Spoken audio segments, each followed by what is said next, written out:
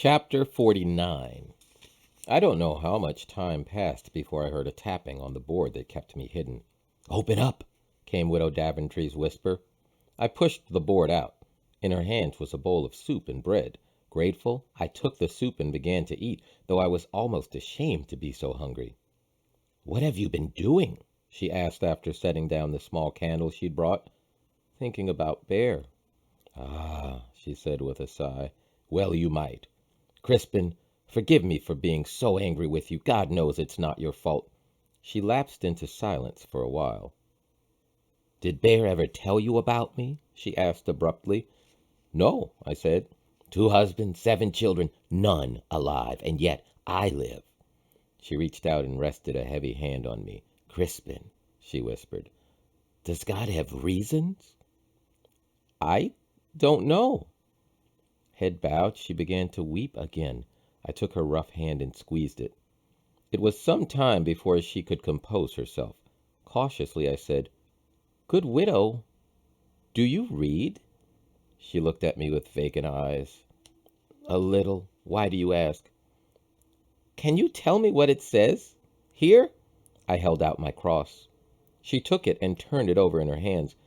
"It's from the great sickness," she said. "I don't have to read it. Bear told me what it says." "He did?" She nodded. "It says, Crispin, son of Furnival." I stared at her. "You're Lord Furnival's son." "How can that be?" "Who do you think your father was?" "My mother said only my father died before I was born in the great sickness." She shook her head. "Crispin, for these lords to have sons out of wedlock is common." "And Bear knew about me?" I managed to say. "Yes, and he told you." She nodded.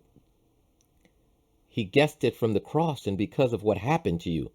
She offered the cross back to me. I took it. "What else did Bear say?" She sighed.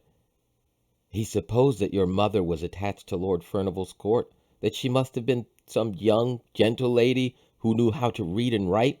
Bear imagined her some beauty, enough to catch the eye of Lord Furnival. Furnival must have brought her, no doubt against her will, to your village.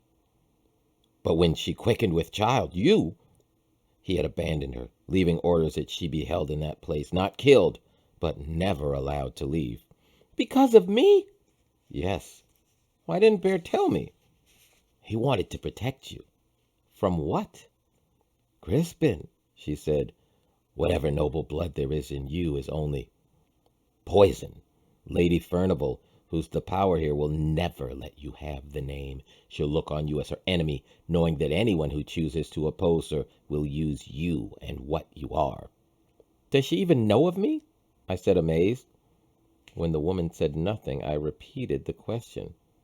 "If she knows as much as I, she may," said the widow. "What do you mean?" I cried. "Crispin, I cannot be certain, but if the rumor of the time, 13 years ago, was true, I believe I know who your mother was. She was the youngest daughter of Lord Douglas. Lord Furnival became infatuated with her. It was the talk of the town. Then word was given out that this young woman died." "Apparently not." "What difference does that make?" I asked bitterly. "She's dead now." "But if Lord Douglas knew his daughter had a son by Lord Furnival, he might make a claim to the Furnival wealth through you. And if Lady Furnival knew you as well, she would do anything to protect her power here. Your connection gives no honor, no position. What someone fears is not you, but that you will be used. Can't you see it? Your noble blood is a warrant for your death. It will remain so till it flows no more." I stared at her. "Did Bear know this about my mother?" "I did not tell him." "Why?" "He thought of you as his son. Why put a greater distance between you? Crispin, if it's any comfort, you're probably not the only possible claimant. Considering Furnival's reputation, you're probably only one of many. The House of Furnival will want you all dead." "But I make no claim." "Those who know of your existence fear you will, which is why you must get away as fast as possible and never, ever return to these parts." She reached out and touched me softly on the face with her rough hands. "May sweet Jesus protect you," she said before she took her leave.